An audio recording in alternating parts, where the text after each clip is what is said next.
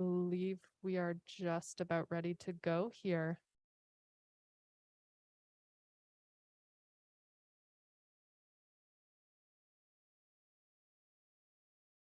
Or not.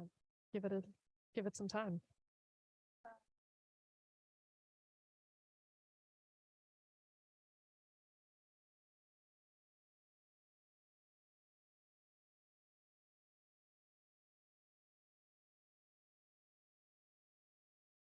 Test, test.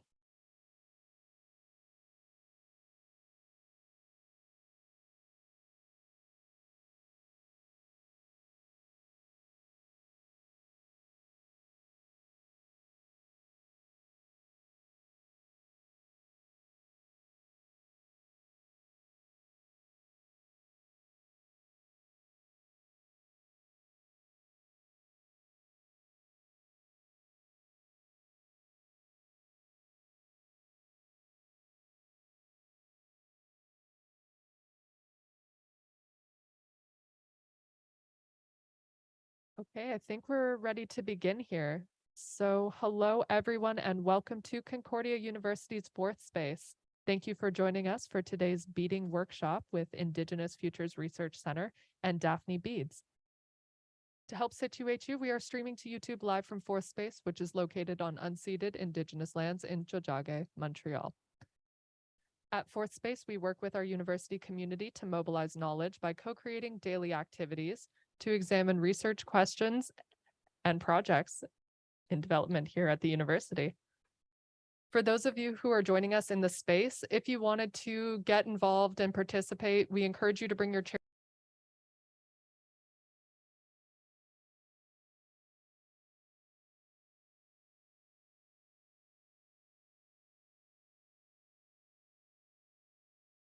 Grusani.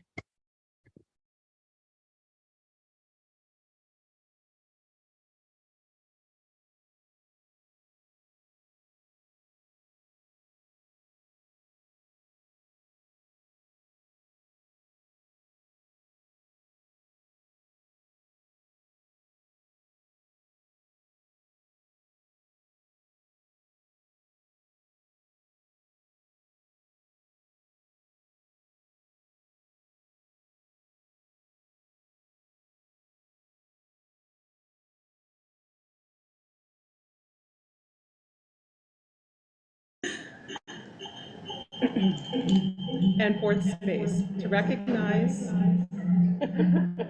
Sorry, From space. not better.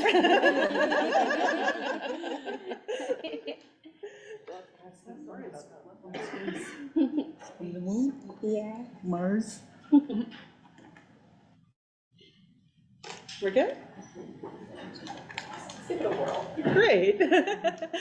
I'm so grateful to be joining you in Munyang Tiohtià:ke in person and virtually for the special edition of Daphne Beads, Parler, organized through the Indigenous Futures Research Center at Concordia University, along with the Milieu Institute and Fourth Space, to recognize the launch of the IFRC's new website promoting and protecting Indigenous arts, designed by Sean Vincent of Vincent Designs and funded by our partners at Canadian Heritage. And to that, I thank you, Sam, and your generous colleagues at Canadian Heritage.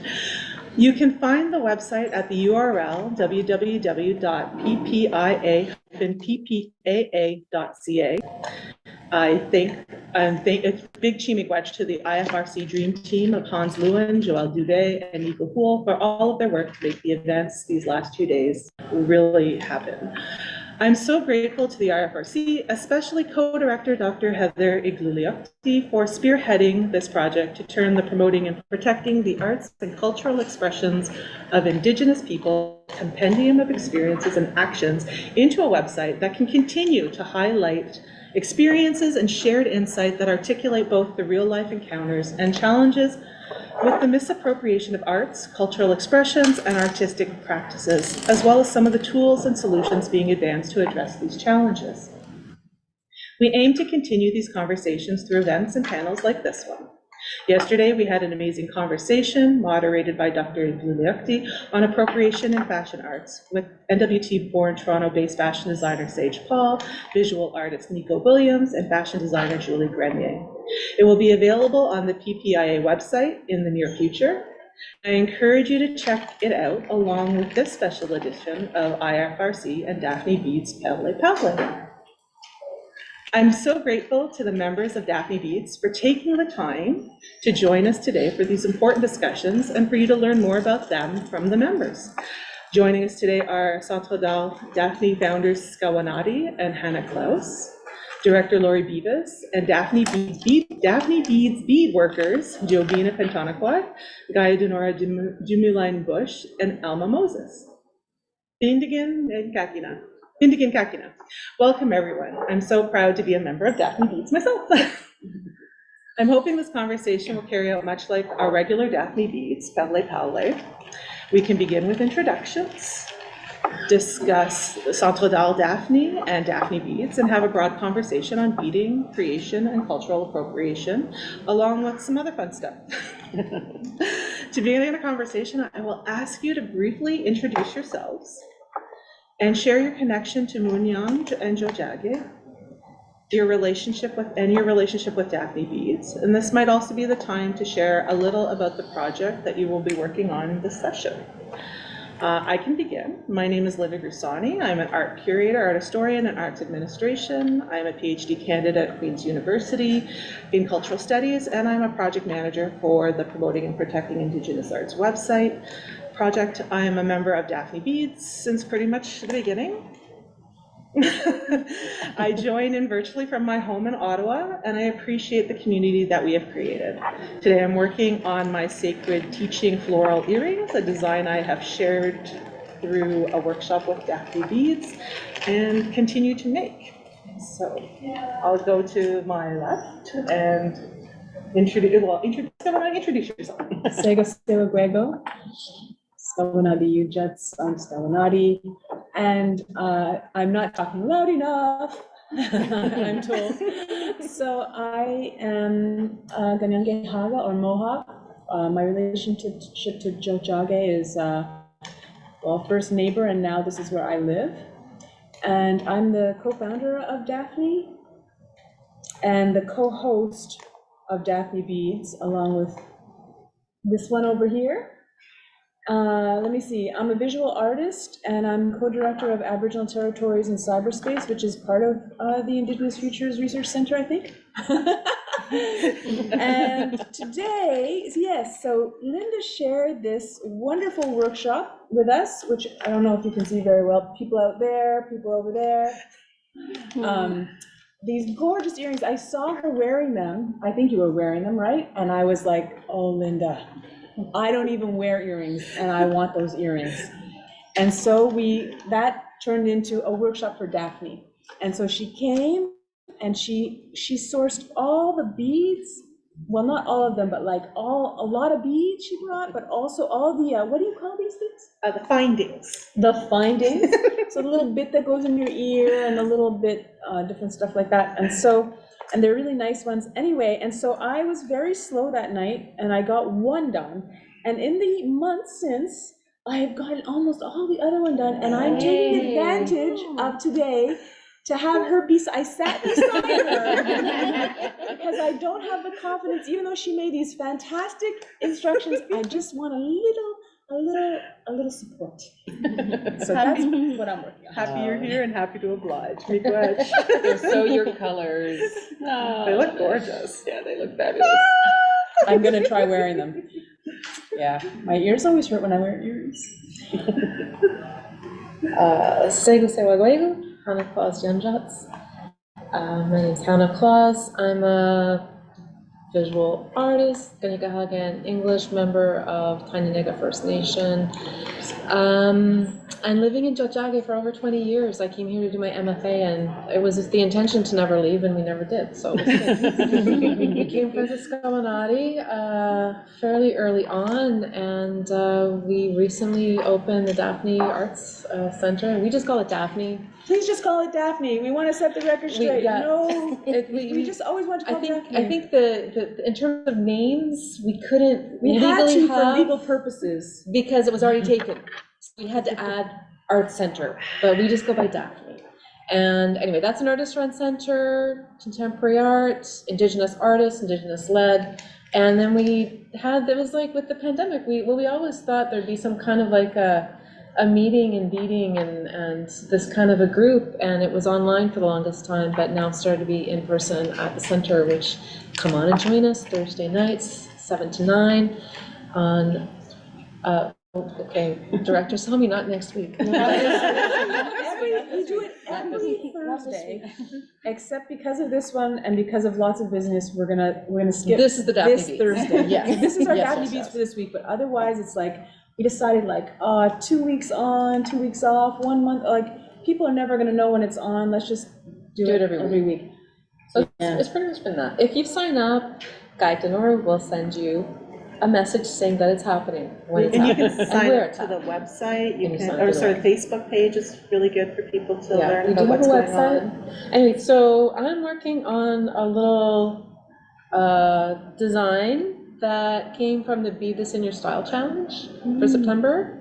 I think I might have like cheated a little bit because I saw you can repeat it, mirror it, but don't alter it. And I had to kind of proportionally change it a little bit so it would become the size that I wanted to. But anyway, it's something that was going on. When did it start? It was going on for like a year and a half, 2 years with Nalakosis, I believe is their name. That's correct. Yes. And it's just someone who loves beading and wanted to spread the joy of beading and came up with these free designs that anyone and everyone could take and bead. And the idea was you do it, everyone beads their own way, makes it their own thing. And then they took a photo of it and put it on Instagram and Facebook. And so this is what I'm doing. Amazing. What an important sort of a lesson to approach beadwork in your own way, especially amongst these conversations of appropriation. Well, there's even, I guess I could add that extra conversation as part of, like, there's not really any rules, but there are rules. The only rules are that you're not allowed to sell it. And I think like you can gift it, you can give it for a fundraiser, but you're not allowed to sell it or like claim it as your own, basically. So, which, makes sense and applies to this idea of copyright and artist rights and recognition that we also talk about as artists. So Good stuff. there we go. Good watch. My name is Gaia Tenordu. I am Ganyagahaga and French Canadian from Ganawage. My father is from Ganawage and my mother is from DDO. I have been living and working in Montreal for most of my life. I'm a visual artist and illustrator, and I came to be associated with Daphne and Daphne Beads through Skawanati, and we've had an evolving kind of working relationship since 2015. And I'm currently the Daphne Beads parler coordinator and social media person. So follow us on Facebook and follow us on Instagram. Unfortunately, I'm not beading today. I don't have a project at the moment, but I will be doing some drawing because I am an illustrator and my hands need something to do. So they'll be doing that. Did I get everything? Yeah, and that's one thing actually that, you don't have to bead to come to Daphne Beads. You can crochet, knit, make something. Many times I was shopping for stuff in Second Life for my machines during those things. So, it's really about being together and chatting together, but it is nice to have the support of like people want to ask like, where do you get those Charlottes? I don't know my beads speak that well. I think it's Charlotte's. That's one of them. Alma. Wajir Kumsar, so Elmani. So I'm from the Cree Nation of East Maine, and I am originally from EUST, and I moved to Montreal to Jargay. That took me 5 years to say Jargay. So I worked for a couple of years up north in my community and came back 2 years ago. And I'm a bit nervous to speak. And I'm a residential school survivor, so I found the Daphne beads through my daughter, who's a Concordia alumna from the BFA, and she took a course with Anna, and I forgot to bring my pin that she made for me, so I'll be wearing it this weekend. And for me, when I found the Daphne beads, Daphne, during the COVID, I was quite happy because it helped me heal with the residential schools, because it's also the period when they found the unmarked graves. So here I started beading after not beading for over 40 years. So I started beading the Kamloops residential school. And now I'm with the Maribel Residential School. For the Maribel, I still have about 125 beads to stitch one by one. And I don't know if you can see it, but it represents the lives because it's all lined up, all lines, because residential school, it was very regimented, always in line. And it's a bit wonky, my stuff, my beading, because it's also our lives there at the residential schools was very chaotic in a way, the disconnection from our families and our community, our language, our culture. So that's what so I said it's okay that it's a bit, some of the beads are coming up a little bit. And if you notice that I don't really wear jewelry except this, because at the residential school, we were not allowed to wear any jewelry at all, And one time I had a bracelet and the priest saw my bracelet and ripped it off. So just like that, that was a good time to do it, to happen. So, and that's why I'm making also an earring that I learned from Angela Otterize, so another priest. So that's what I'm doing, and it's a long, over a year project, And whether I'm gonna do the other residential schools, it's still an ongoing project. And I'm also a storyteller, and I decided to change my storytelling. Instead of doing it verbally, to do it by beading. So it's the first time that I'm doing storytelling through beads. So, all right, thank you. Ani Lori Beavis and Dijmakas. I'm a Dashka Juang Gojuanang in Dojaba. Hello, my name is Lori Beavis. I'm a member, my source communities are Hiawatha First Nation at Rice Lake and Peterborough, Ontario. My maternal family is Michizagi Anishinaabe, and my paternal family are Irish British settlers, and my source community, I'm a citizen of Hiawatha First Nation. I am the director of Daphne, and that's it.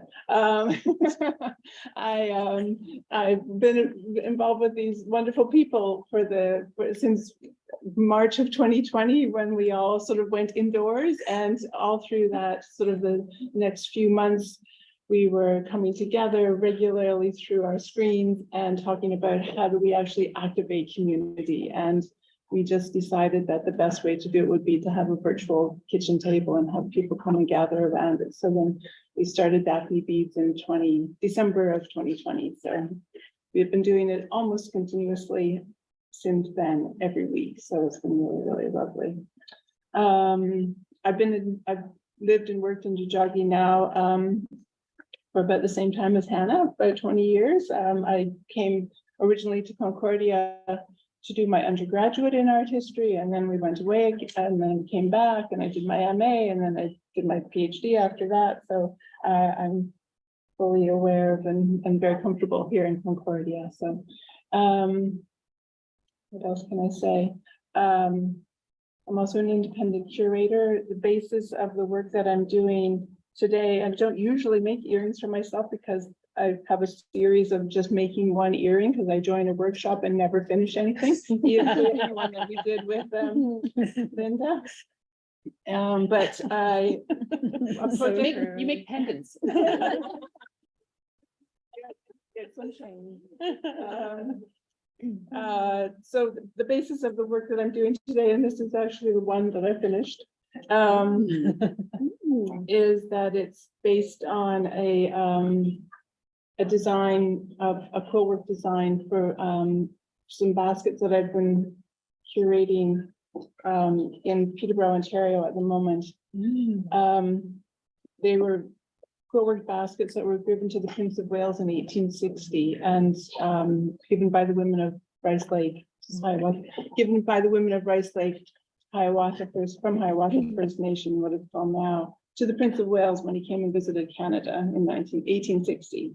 And so we've had a 7-year-long project to actually bring the baskets to Peterborough, to the home territory, and they are there now, and they're there. They came in April, and the baskets, the ancestors will be with us until the middle of November. So if anybody happens to be sort of in that region, please go and see them at the Peterborough Museum and Archives. So anyway, my intention is to actually finish these 2 earrings. One started, one not. So anyway, we'll see how we get on. Jovina. Hi, Kwe, Dina Pidanakwad Ndijnakwaz. I was born and raised in Kitigan Zibi, and my connection to Daphne Art Center and Daphne Beads is Laura Beavis, because I often work with her, and she's curated a few of my solo exhibitions, and she's a good friend also. Yeah, and a very talented writer too.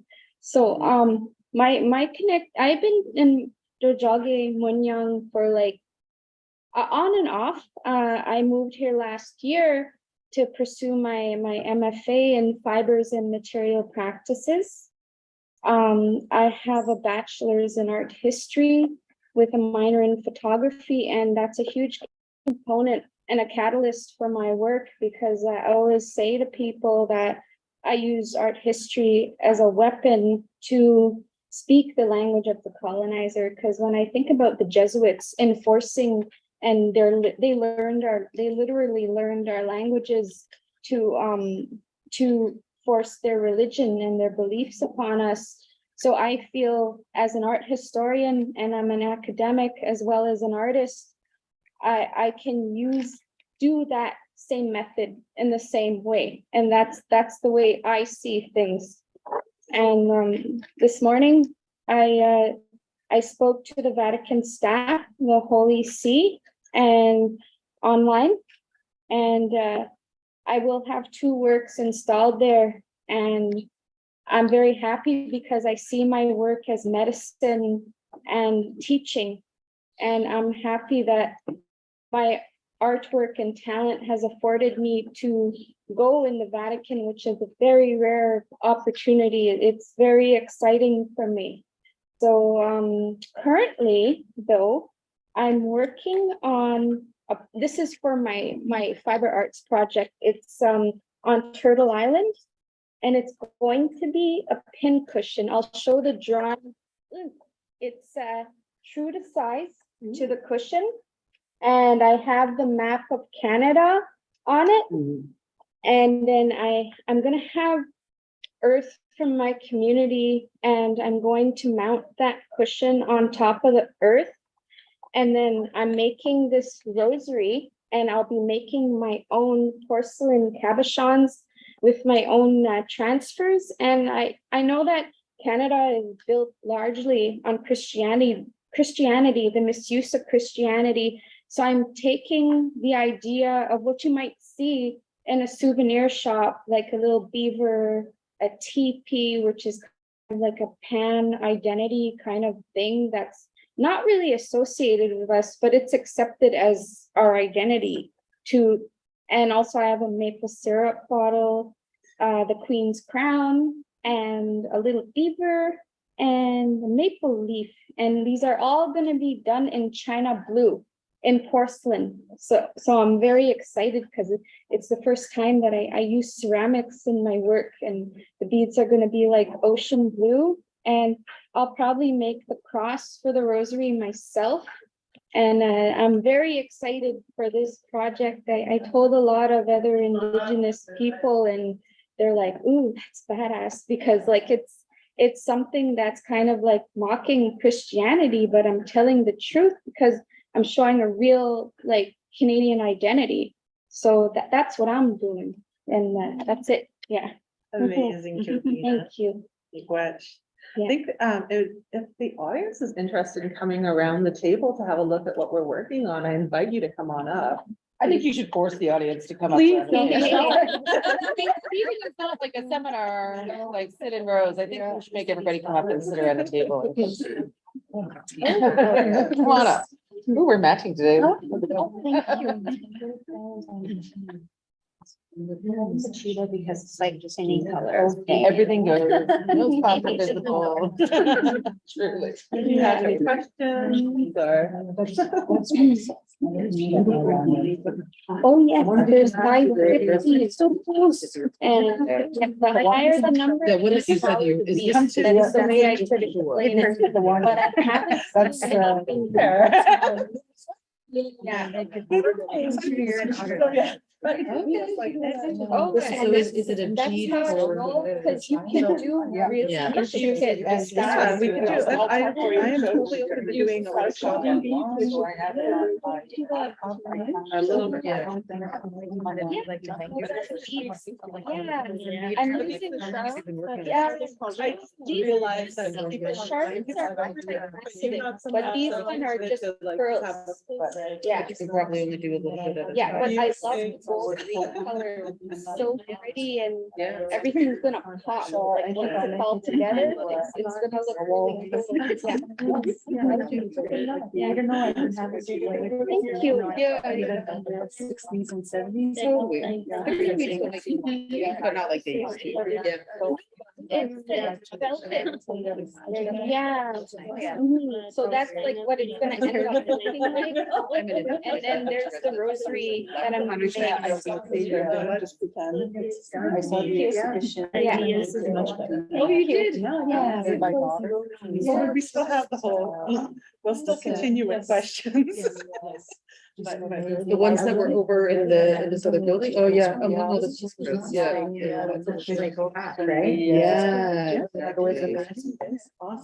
This is the pattern, but I think I kind of like smushed it down, just pulled it out a little bit more from the vision. Okay. Because I wanted to fit over an Adidas logo on my jacket, right? Just the patch. And I even have them here. So, yeah. Illustration. Yeah. I brought them. If you can do two needles.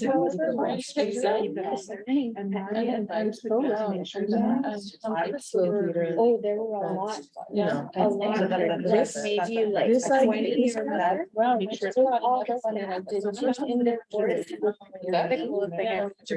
one is just like water.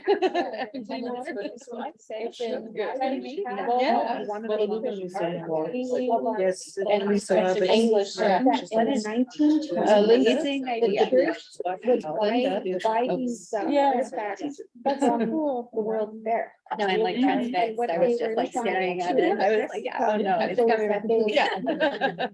It'll be like fun.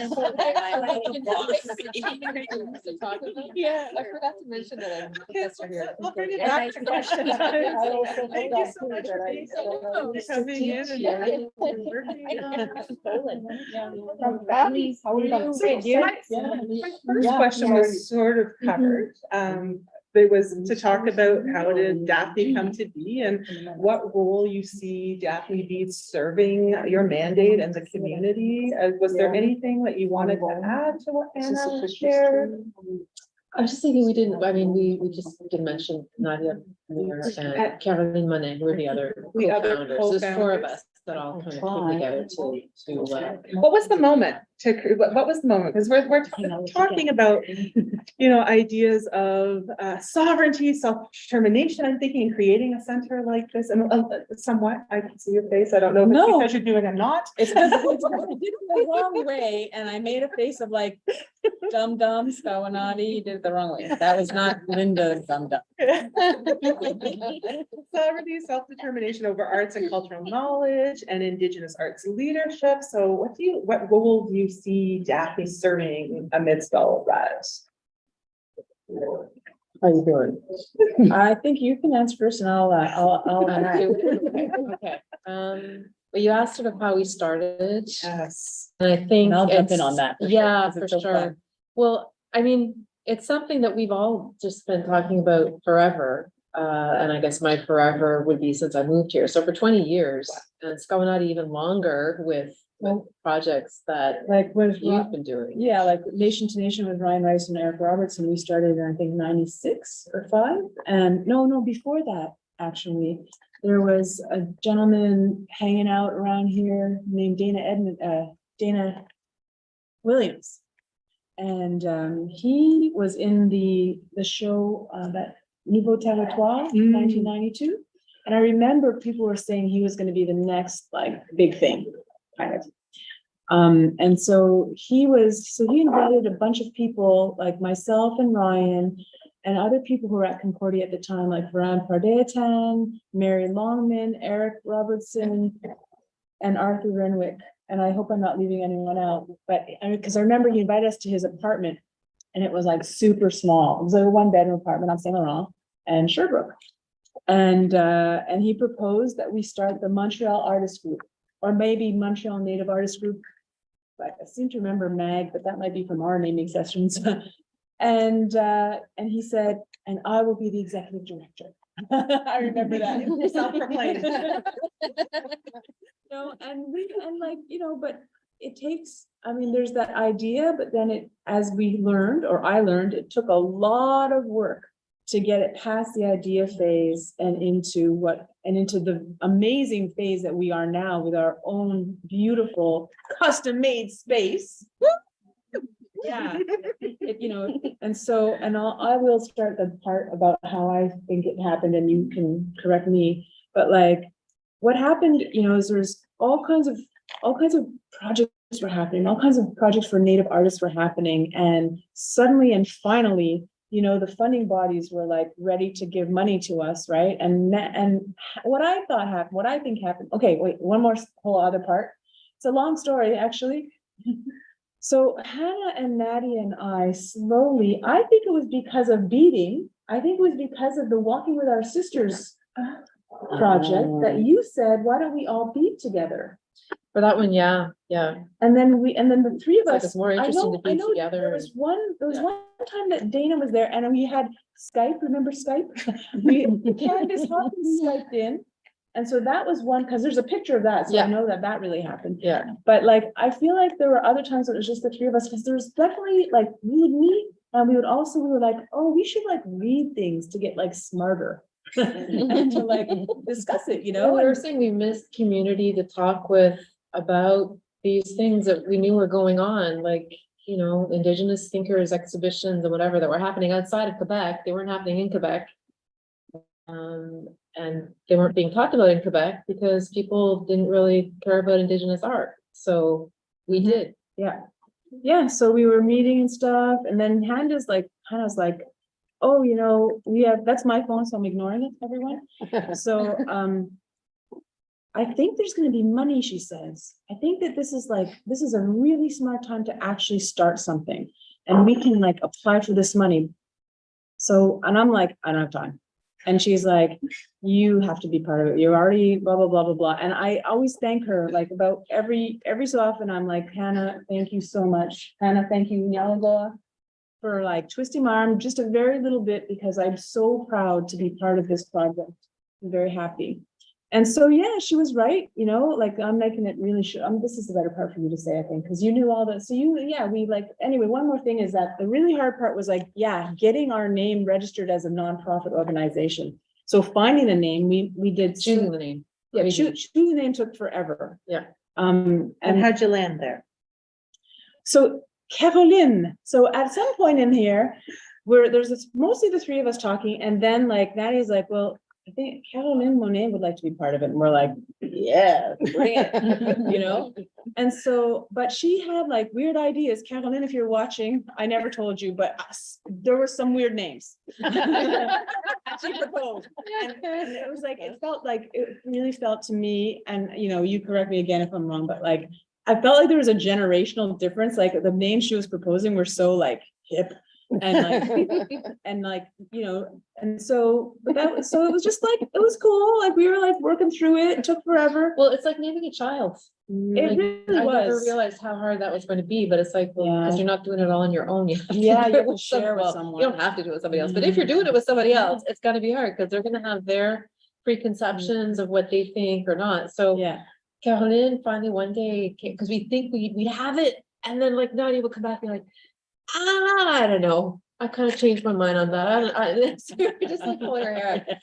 And finally one day Caroline came up and just said, okay, Alanis, one other like great lady. Maybe Joan? I don't know. Maybe anyway, but and Daphne, and I just immediately said Daphne because I just uphold that woman. So for those that don't know, Daphne Uchig is to me the equivalent of Norval Morrisseau, if not better than Norval Morrisseau. They were both working at the same time. And Daphne Uchig is someone who's was pushing this like creating contemporary Indigenous art, was creating art to go be hang on the walls, be purchased, be an artist as an Indigenous person, which Norval was doing at the same time, but she's not recognized as much as Norval. He really gets noticed more. Really creating a space for Indigenous But the artists. thing that was super important with Daphne is that she was involved in community and went back to Manitoulin Island and was working with people there to have teachings happening again once the law was banned from or removed from the Indian Act about not having the cultural learning. Mm-hmm. She had a space in the back of her print shop that was like a studio and a gallery. They decided she called together, she created the Indigenous group of 7. She's amazing. So we named our gallery, that's where we brought the name from. Now that said, we're not associated with Daphne Uchig other than, to me, she's like an inspiration, and I love that our gallery is named this, and it kind of reflected this idea of community and Indigenous ledness that we want to really put forward, making our own space, having a space where people can come, having a space where people can be. So. Did we get to the end of her? I don't know. Yeah. And how did you decide that Daphne beads would be an integral part of this process of bringing people together? Like, how did you land? Well, on I that? think like Scoanati said, that little story of us needing to get together and talk, for us, that was a big part of what this is, meeting and having a space to talk and make. And so beading became what it was. I think also it was like the pandemic, like Lori said. So this idea of meeting online. I think there were some workshops happening. I was remembering, Heather, about it was like isolation. What was the isolation? Yes. And so The Inuit Futures online initiative that some people here worked on, and that was It's a awesome. pun on ice Yeah. because we're Inuit and we can't help ourselves. Exactly. So are there these sort of online workshops happening in Zoom, and just thought this is a way that we can make this work? But also I mean, I think beading is one of the great cultural revitalization projects that's going on. And yeah, so I think it's something as makers, we felt like we could really contribute to and be part of. And like you said earlier, we always said there was gonna be something like that, like a beading circle. So just the online part was not what we foresaw. Yeah. Is this good? I always think about it as one of those things where you invite people to a party and you never know whether they're going to show up or not. And we put it out there that we were going to start this thing on a Thursday night. And it was, December 2020. So people were really sort of into the whole idea of joining Zoom calls and that sort of thing. And so it was just, we had that first night, I just remember people were just sort of coming on from Sherry joined us from Regina, Amanda was with us from Ottawa, people were with us from Quebec City, from Sherbrooke, somebody from the United States as well that Scavanati knew. And it was just one of those really beautiful moments where it was like, we're all in the same space together, because it had been so many months, and of being sort of at home. And we all became a little bit more proficient with Jovina came in Zoom. from her basement. Oh, Jovina.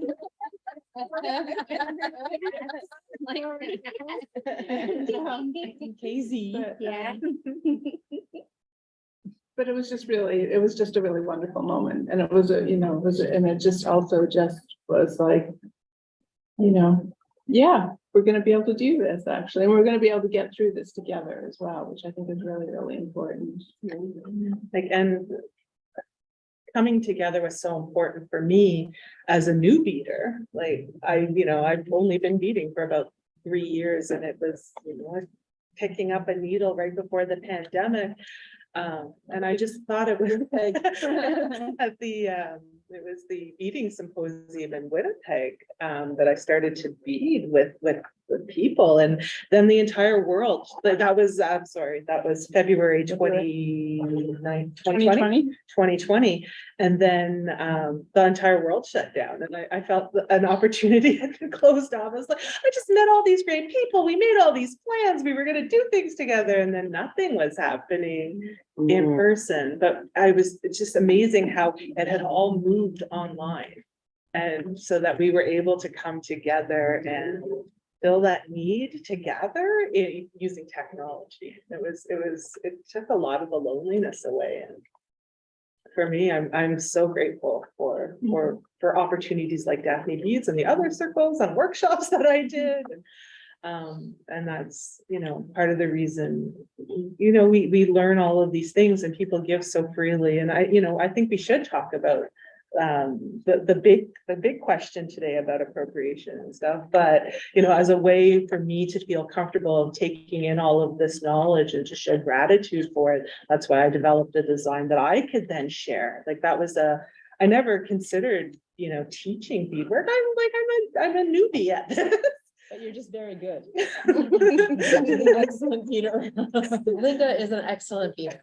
She's a natural for no one's business. But for me, it was like, I sat there for a little while, and it was never my intention to show, but I was like, I can't keep absorbing this knowledge that's being given so freely without reciprocating. And that's, I don't know what, when you're beading, what are some of the things that you're thinking about? Would you do your work and I don't know. Well,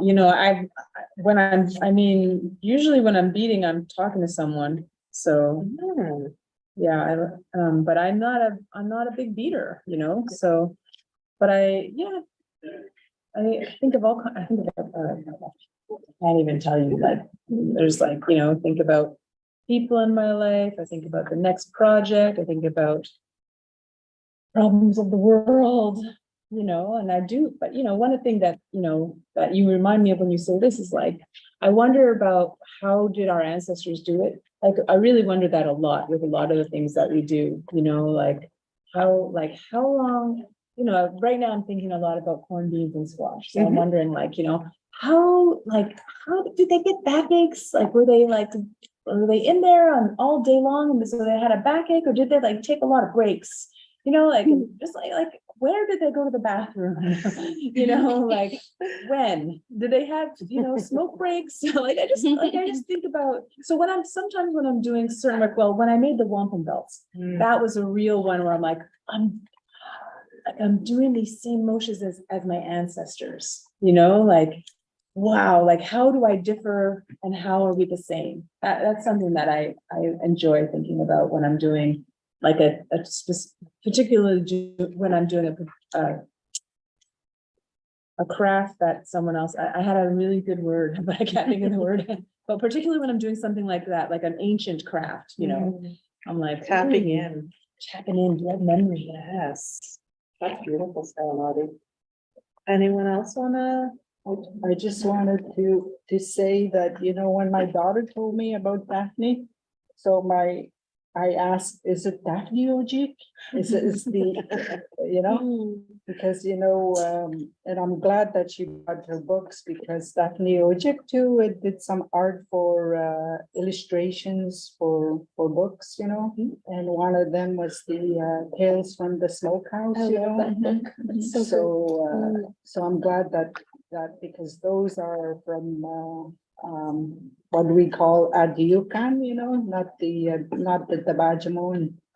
So it's another way of telling a story, you know, through art, which I really love. So it's not just the part. And what Scalinati was talking about, kind of looking at the camera there. You're a natural too.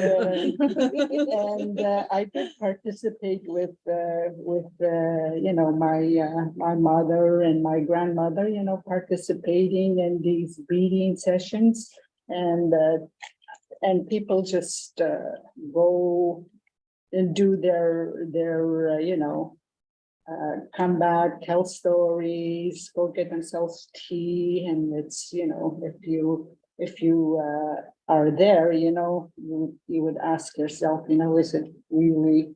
It would seem very chaotic, but people are just doing what they're making, you know, and once in a while they'll comment and they'll show what they're doing, you know, and they'll offer suggestions on what on how to do it, you know, and sort of like we do sometimes, you know, we exchange the techniques, you know, so that's how it is, you know, that's how it was, you know, and I'm privileged to have participated in those sessions, you know,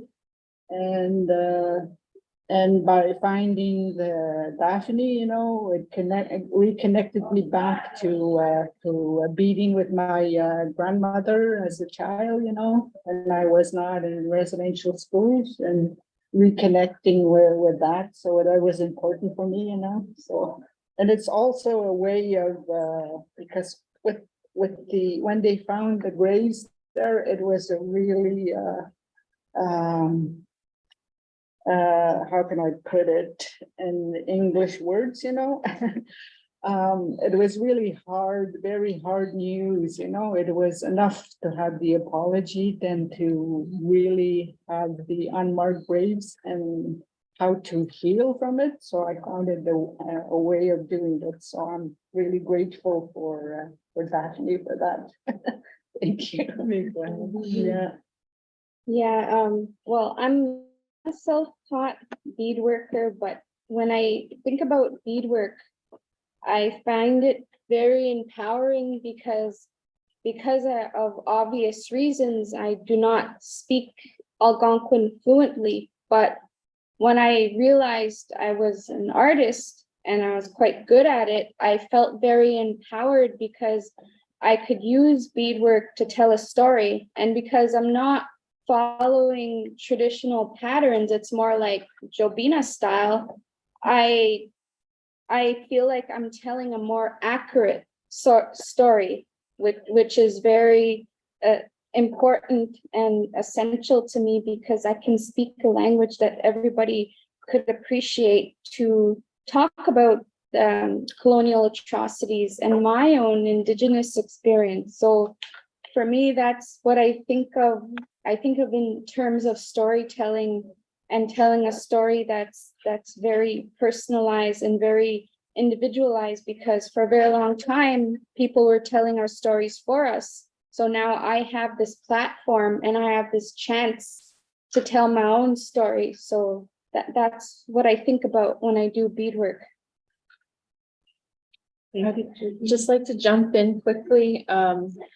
Something that's been very important, I think, for our Daphne bead sessions is opening with the Ahandugari Wadekwa. And I think for me, it's been a place where I can speak Mohawk at like once a week. And that's been so crucial for, like, the words don't feel strange in my mouth anymore, and it feels good to say. And that's really, I think, important for us in that space, is being able to speak Kanyekeha sort of together. And that's been like super special for me, and just building that relationship and feeling strong in my pronunciation of things that felt uncomfortable in my mouth before has just been super special. And I'm super grateful for having that in my life and being able to center myself around that. Yeah, that's all I want to add. I agree. It's such a special way to start each session and to ground us and connect us all. Literally, and now our minds are one. Yeah, I love it. Well, and a special moment was when Elma started to say it in her language. That was really nice. And you also did that. I think I translated into National one, yeah. Amazing. Yeah. So I'm just thinking, we've got visual artists here. We're here about, the big reason for our gathering is a discussion of appropriation. So I'm just wondering, what does appropriation mean to you? And does it affect your work? It's like my back's in pain, sorry. But it was your conversation, it was what you were saying, Jovina, that I'm like, this is an excellent time to segue into this. Like, when you're talking about individual creativity, does it affect your work? It does. Well, and what does it mean to you? Yeah. Well, for me, it affects my identity, and it kind of blurs the fact of being an Algonquin person. But for me, like I myself, I don't misappropriate. I appropriate things around me. So I kind of fight back by establishing a real identity by taking Victoriana, or currently I'm working with Rococo and religious images, and I'm juxtaposing them with my own work, because I feel like I can appropriate those things like porcelains and ceramics, because it establishes a real relationship rather than having what's expected of me to only work with traditional materials. I don't work with traditional materials because my main goal is to tell a more accurate story. So I'll use all those elements from European culture, and I'll use them in my work to tell a real history. So I myself fight back by just appropriating, and that's art is the only way I know how to fight. So I fight by using art. Yeah. I'm looking at everyone. Yeah.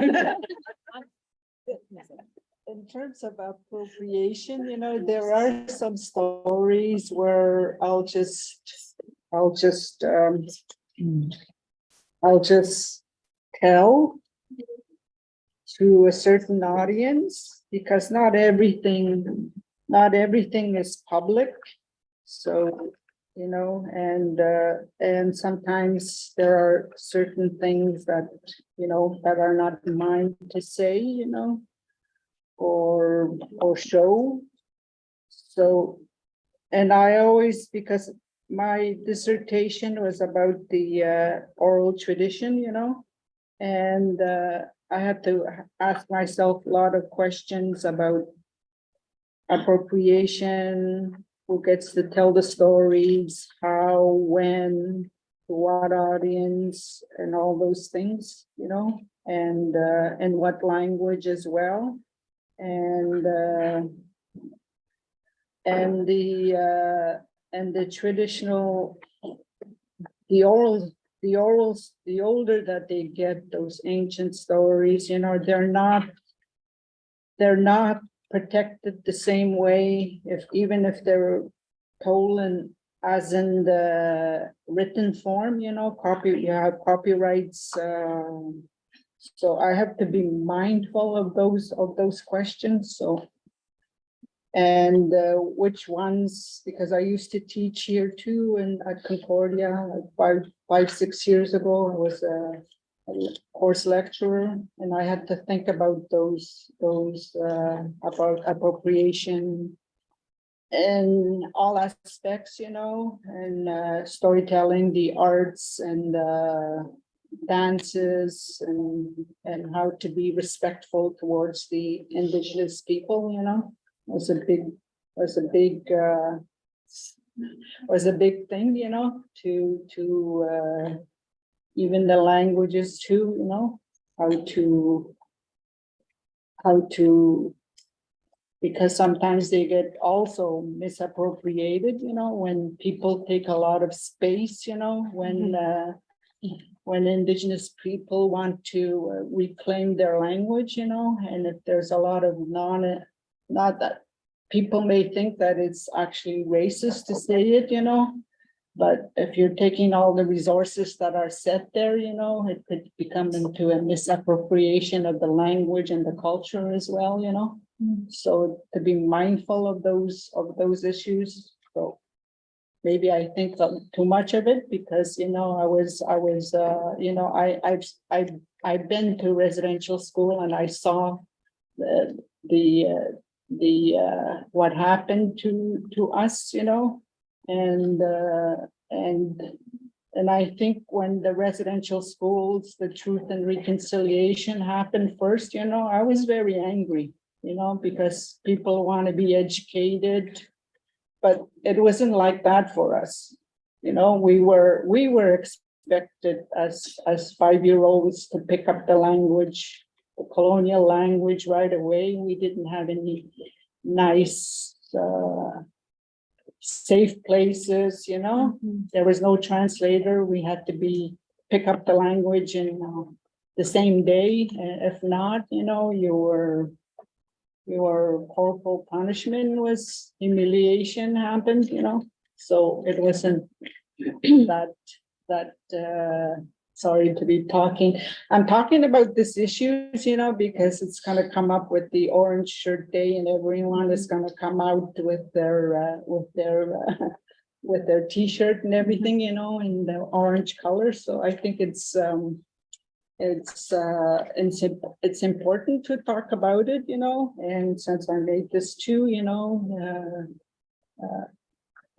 it's a difficult topic to talk about, because it can also be linguistic appropriation, you know. People take a lot of space when indigenous people want to reclaim their language, especially in urban areas, you know what I mean? So to be mindful of those resources. So are you talking about when non-native people go to those classes that are being offered by Heritage Canada? Yes, Okay. yeah, that's the ones that, and I just want to say, you know, that for myself, you know,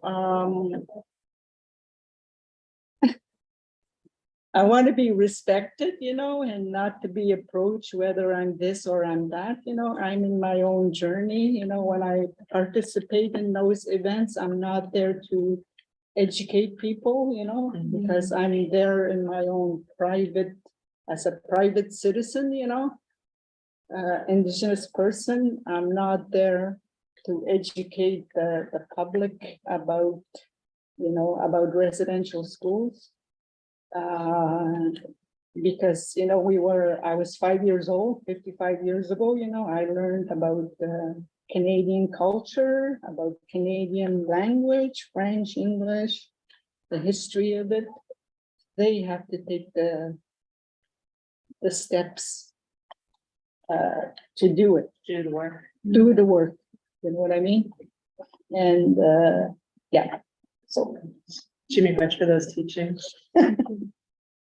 I just also think about the idea of respect as well, and I know that one of the things that happens as the director of Daphne is that I'm always so often asked for contributions and whether people have their own agenda or other organizations have their own agenda about being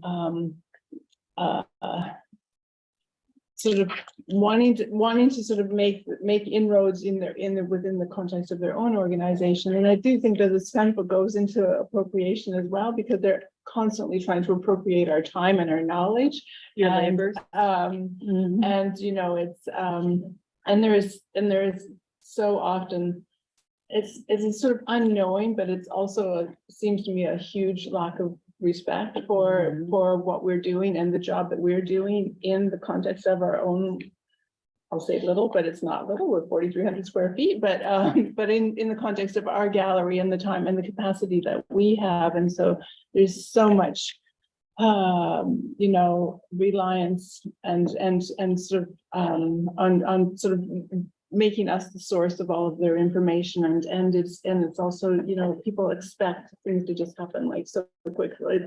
Orange Shirt Day is a perfect example. I've, you know, since Labor Day weekend, you would not believe how many phone calls and emails I've gotten saying, well, we want to do an exhibition and we'd like to do it on the 30th of September. And of course, and so can you organize it? And can you give us the names of the artists? And you know, all of this, and We laugh, but this is so true. Well, exactly, we'll give you the space. And I say, and I will totally admit that depending on how positive I'm feeling that day and how pedagogical I'm feeling on the day that I meet up with these people, but always, you know, one of my first questions is, you know, you are asking for professional service. Are you prepared to pay people professionally? And so often it's like, no, we think the space and the exposure will be really good. And, you know, that sort of old classic thing, right? And so it's just, you know, it's, again, as I said, I'm sort of based on how positive I'm feeling. I do a lot of teaching, and a lot of it comes from Stalvinati as well. And that, like, if we want to do it this, you know, if you want to do this, let's start, you know, as soon as this Orange Shirt Day is finished with this year. And we, you know, you could plan an exhibition. I'm not going to do it for you, but you could plan an exhibition and give yourself a year in which to do it and do it respectfully. So there's that, you know, there's that part of it. Otherwise, sometimes I just like delete the email because it's just so outlandish. But so it's, you know, I think it's, again, it comes back to sort of you know, the relationships that I was, you know, that I've developed over my life with my grandmother and her knowledge of the Anishinaabe culture, and the fact that so much of what she, you know, knew, she relearned because there was just really was not there at Hiawatha on the reserve when she was growing up and was going into adulthood. And so doing these things on a weekly basis is like sort of the one space in which I actually do something creative in my life, I think. And so I just always, you know, I'm thinking about her and the things that she told me about, and the fact that she was a very, very proud Mississauga woman. And so it's all really, so you know, you know, from my mother, I learned about, you know, teaching and pedagogy and helping people, and you know, that how that is. But then there's also a reliance on people learning and sort of educating themselves as well. So we can, as Elma said, we can go so far, but they have to do that, and they can't just be kind of like constantly extracting things. Now I'm looking at the side of the table. I can say something also because I kind of just joined, but I did actually RSVP. I've been wanting to come for a long time. You RSVP to bead. I just don't have any beads. I actually don't bead. So like maybe that's a good point to talk about. What's your name? My name is Brenda Childs. I'm affiliated with CQT Radio. I have emailed with Lori one time, a very long time ago, and not made it. And now I'm finishing my master's, so I will be there. Yeah, I want to preference to saying this is actually the first time I've grouped with other Indigenous people in Montreal, and I've lived here 10 years. I'm from the West and lived for a time in Winnipeg also, and had an art center in Winnipeg. Yeah, and it's kind of intense, and I'm very, very appreciative also at this moment in need. I'm also very moved by the work of Dylan Robinson. There was one chapter about hungry listening. And I think that that reading for me really reshifted the way that I was approaching my work in music media. And I think that the reason that it did, and it didn't outside of other analysis of appropriation, was the breadth of the lived experience that was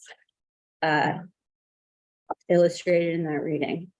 I think that I'm not gonna like digest it or anything, people are free to read. I just, for myself, like the concept of listening hungrily, also in taking a listening practice as say an anti-oppression motion or an anti-racism, was something that I did not have the personal reflection that I was doing. And this is very recent. And yes, this is the only city I have not been involved in Indigenous cultures. Why that is very, very many different perspectives on that. I think that also my personal like identity shifted a lot in going to McGill. That was definitely the only environment I've been where it's literally just me in secret, in a way, due to a lot of confusion about appropriateness in relation to Indigenous culture, alongside McGill's diversity and inclusion initiatives, and etc. So I don't really have more to explain than that. I do actually feel very appreciative of this moment. Thank you again. I don't know, the beading kind of, but that's the thing, like I don't bead or drum. And yeah, it's like, I don't care what other people do at all. And yeah, it's like, I think also like Montreal has a slightly more global perspective. That is my impression of Indigenous affairs. A lot of influence from like, yeah, the central states too, that I've never gotten in the West. And yeah, I don't know, I'm just feeling right now like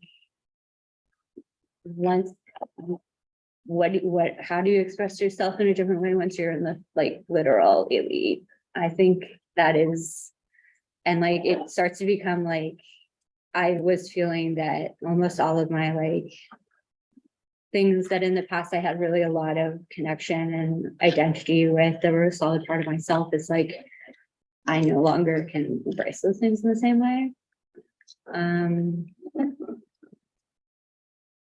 It's puffy, but yeah, hungry listening.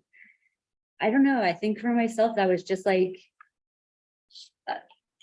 I haven't really had anything like hit so hard in the self-reflection thing about my personal action, and with positionality, I think is a very strong word in that reading.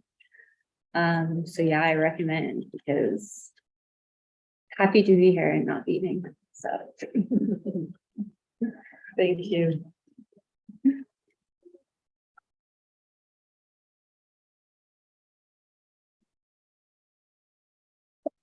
I'm just beating, guys. Is it time to stretch? It's a good moment to do a stretch. Right? Well, I know, so I'm gonna be a little bit bad because I have to stand up. It's So okay. I want, so like every Daphne beads, except for when we forget, halfway through, we do a stretch. And it's like it's like not even 5 minutes long. And like we do, sometimes we just, sometimes we just sit in our chair and do it, and sometimes we get up. So whoever feels like it can get up. And it's gonna be very simple. It's usually very, very simple. And like, so we'll do the sit down one. while I'm standing, okay? So we think about beaders and we think about the individuals in the group. So today we'll do our eye stretch. We do an eye stretch and we do some stuff for our jaws, because like people looking down and we're like, so we'll just do a little bit of that. And then there was a hand one. And I like to run it because I like did a lot of yoga, but actually this person does a lot of other exercises that she teaches me. And so she pipes up sometimes. I got bad shoulders. So, all right. Well, I said we were gonna do eyes, but let's just do let's do the shoulder roll. Jenna, that's a good one to start with. And you can do it sitting down, but rolling the shoulders. These are also good exercises for when you're hunched over in front of your laptop. computer. So I don't see you moving. Right? Or drawing. Yeah, but actually what we try to say at Daphne Beads is you don't have to participate. You don't have to do the Ohandu Garibatekwa. You don't have to do the exercises. You just have to be respectful. If you're not in the mood that day or you don't feel that thankful, But if you're hearing all the crunchiness happening as you do your shoulders, it means it's a good thing for them to be doing this. So you kind of go one direction, go the other. Oh, now is the time to take photos. Thank you.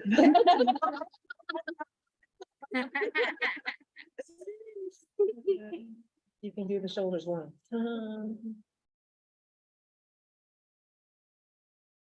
Yeah. All right. Okay, go. Okay. Our favorite. Let's Yeah, just do the we're eyes. not doing that. Yeah. So You have to join a session to see the. Yeah. See the photo. I'll do it a little slower than I used to, but basically, we're gonna look, we're gonna look in all the directions. First, we go side to side, and I'll count to 10, and you'll do one this way, one that way, so look as far as you can to each side on each count. So 1, 2, 3, 4, 5, 6, 7, 8, 9, 10. Was that still a bit fast? That's fast for me. Okay, I'm gonna go fast. So now up and down, same idea. I'll just try to go a little slower. 1, 2, so you're looking at your body. Oh, 3, like not with your chin, but like you really want to look as far down as you can. So 3 is up. 4, 5, 6, 7, 8, 9, 10. Now we're going to go the corners of the room, top and bottom this way. 1, 2, 3, 4, 5, 6, 7, 8, 9, 10, and this way now. 1, 2, 3, 4, 6, 7, 8, 9, 10. And just now roll your eyes around. Once this way, or twice maybe. And now the other way. Look in all the directions. And we're done. Yeah. And then do we my do little that shake, at and I the do my end. little shake. Yeah. But I didn't want to do it on Zoom, so you were actually perfectly hiding my hips when I was standing. Yeah.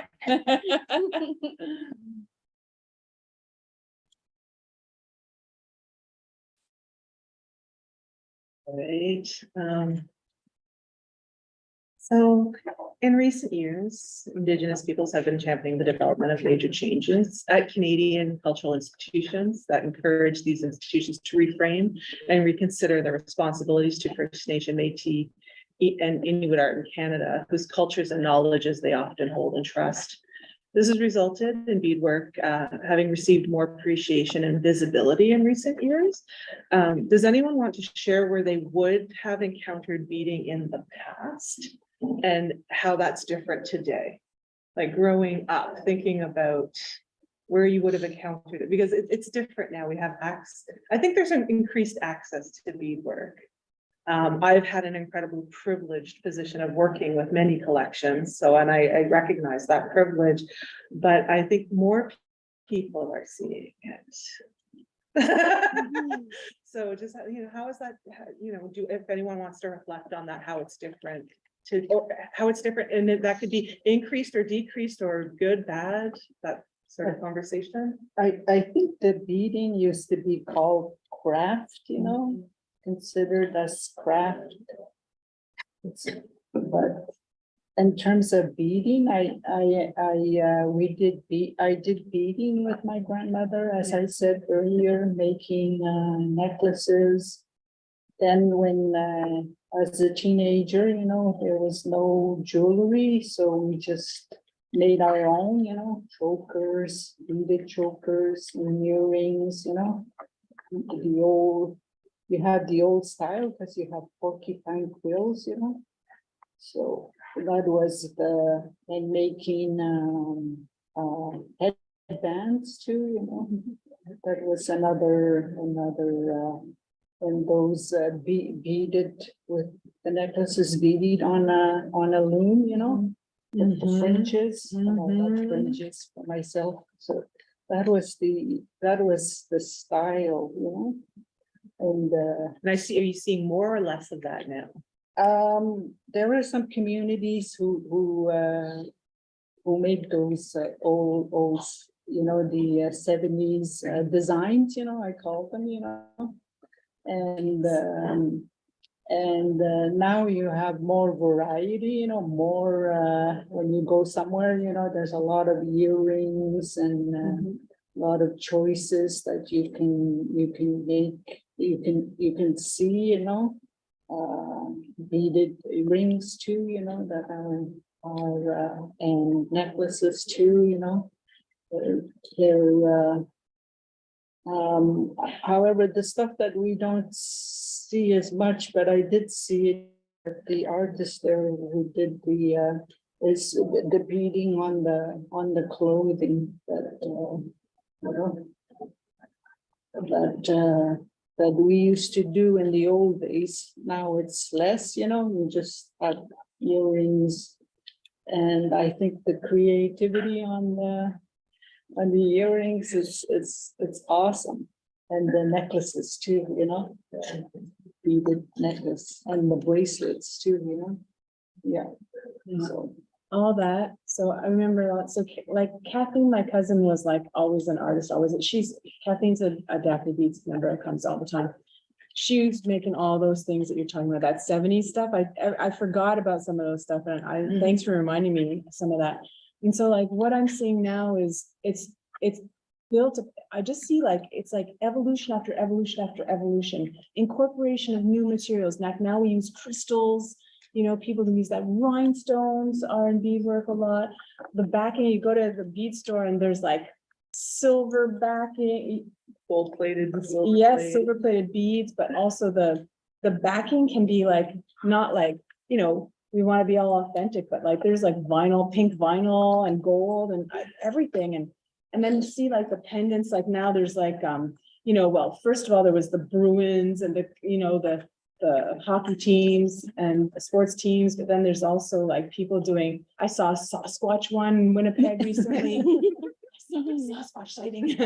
Yeah, so like there's like, I love that people are continuously innovating, and incorporating new materials, and it's still kind of that phrase, making it our own, it's really exciting. Yeah, and definitely more. I mean, and all the things you said too, like now it's online and now there's, more bead stores. I don't know where people got their beads before. They must have some bead stores. Hudson Bay store that's Limited, you just want to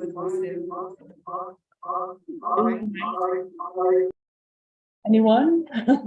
Something changed. I'd like to give a shout out to Sherry Fowler-Rosette, because I know, like, I didn't have the privilege of growing up with aunties or others to teach me how to bead. I grew up very, very away from all of that, very far from my community. And I think that people like Sherry have been kind of doing this a long time. Sherry's a professor, an artist, a curator, and would introduce beadwork making into her classes. Like Jabina, I think that's where you started to bead, right? I really started to bead there. That's huge. It's like teaching, like using different methodologies, right? It's bringing the indigenous methodologies into the classroom, and Kathy Maddie's with Métis Kitchen Table Talk. And I guess I want to mention, I'm gonna like give a little like props to the Radical Stitch exhibition, which is traveling all over the place now. It's going, so Michelle LaValle, Kathy Matties, and Sherry Fuller brought together beadwork from all over Turtle Island. It's just fantastic, contemporary work. And I think they said, Sherry told me that they decided not to include jewelry or earrings because there was just too much. Like there was just too much. There was no way they could manage to do that. But otherwise, it's just fabulous. So if you happen to see that coming to your town or somewhere nearby, go check out that exhibition because it's just incredible to see how people have innovated with beads as an artistic medium. You know, that's incredible. I was hoping you were gonna bring that up in our incredible like trip to Winnipeg, or sorry, to Regina to see the exhibition. Right. Daphne Beads travels. Oh, and actually Nico told me last night, he wants us to go to, I think, New York or something. Oh, There's like okay. a symposium. Oh, okay. Yeah. I was thinking that we should go to Thunder Bay, but New York City, We gotta talk. Or, Thunder Bay is the next stop for Radical Stitch, and then after that, I think it's going to National the, Gallery. I think it's going to the, I don't know whether which is first, but it's also going to the Atlantic provinces. And then it's The going Beaverbrook Art and Gallery. the National Gallery as Yeah. well, so. Yeah. Love But to be anyway, able to figure out how to bring it to Montreal as well, but, yeah. and it's been different in every venue. I think just the one thing I was just gonna add about beadwork is that, and it's certainly evident, very evident in the Radical Stitch exhibition, but is the way that beadwork is, you know, wampum, but it's also animation. It's also, you know, Christian Chapman's beaded paintings, those enormous large scale paintings that he's done based on the fact that the women in his life have always beaded and, you know, are jingle dancers and made their own regalia and things like that. So then he just started to apply beads to canvas.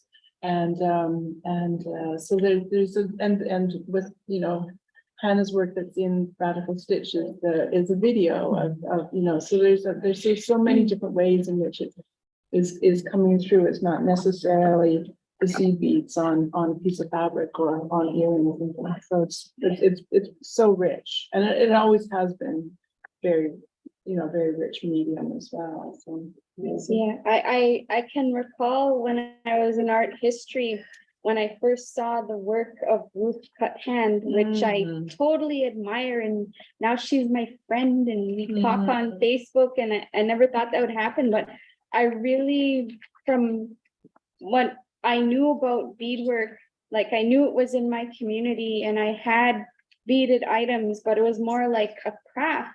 And then when I saw it from that contemporary art arena, that was really inspiring for me. And that's, at the time, that's when I just started doing beadwork, and I thought, well, maybe I could do the same thing.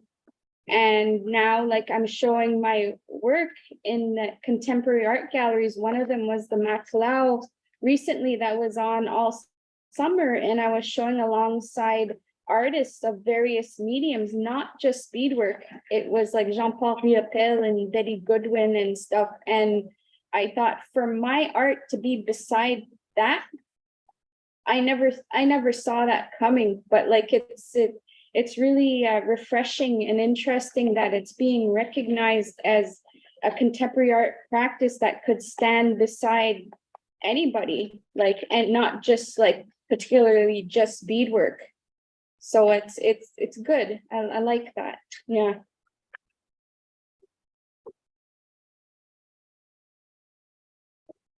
And helping out right What's the there, so. magic touch there, Linda? And sometimes there's a lot of silence. Sometimes we just sit here and we do our thing. So even online, we would just sometimes sit there. Sometimes one of my cats will wander in and they'll jump on my table, and I'll get fur in my beadwork, and I have to pull the fur out because I'm making it for an exhibition, and I don't want them to think like, and I wonder, like, when people find my work hundreds of years from now, they're gonna find cat hair in there, and I'm gonna wonder what are they gonna think when they see that? It's gonna show up on a condition report. Yeah. Somewhere. In a lab. Yeah. Trouble getting across the border. There's flora and fauna in there. And then I would tell them, oh, wow, Bye, Lori, thank you. What a Chick-a-quack. but a cat could have crossed the border on its own. I'm like,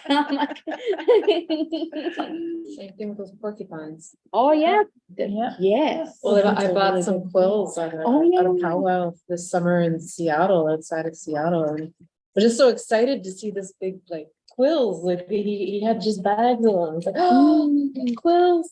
And then I got them and my sister-in-law was like, how are you gonna get those across the border? I did. But yeah, it's like an organic material, but Even the inorganic can be a problem. yeah. I'm dealing with Like beads. a messed up bead board, and it wasn't the beads, it was the scissors. So I had a pair of scissors in my bead board. The airport security at Winnipeg Airport, I warned them, I said, there's gonna be scissors in there, and it's just a warning. And they opened up the beads, they were very respectful, they did the measurement, I didn't see where they put the scissors when they put them back down. And so I've got a bead board that sort of, nothing shifts as long as it's closed properly. Yeah. They put the scissors on top of my beads and that created a gap and they all converged. So I'm dealing with a hot mess over here, but yeah, but traveling with our beads can sometimes be complicated. And the restriction on, because they are granular substance, so in Canada, you can only travel with like a pop can's worth. That doesn't And make sense to me. Because it's Granular liquid. substance. Yeah, I think it's something that can be Get it. in bomb making, but there's something about that. Yeah, no, I think that they worry that you press the powder into some kind of something that looks like something else. and I'm not size it. smart enough to make a bomb. I'm like, why would I know how to do that? I think we're wrapping up because we're losing people and that's okay. I don't know if anyone wants to do the show and tell part of what you've been working on to show. I do. Okay, so. I did. Well, I Well, took the drawing. Jovina, you're good? Yeah, I have to go. I filled a Class leaf. is gonna start. Yeah. I filled a leaf. So I did this. Oh. little bit, and I lost my second needle. So I have to kind of stop anyway.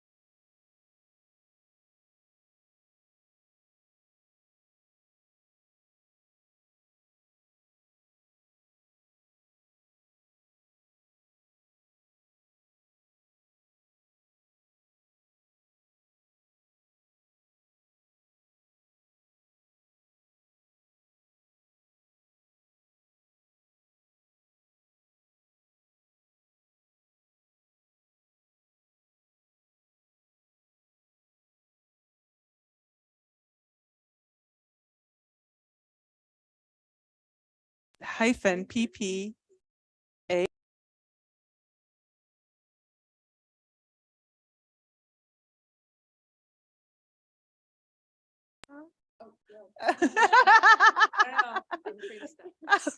Thank you, Jimmy Guach.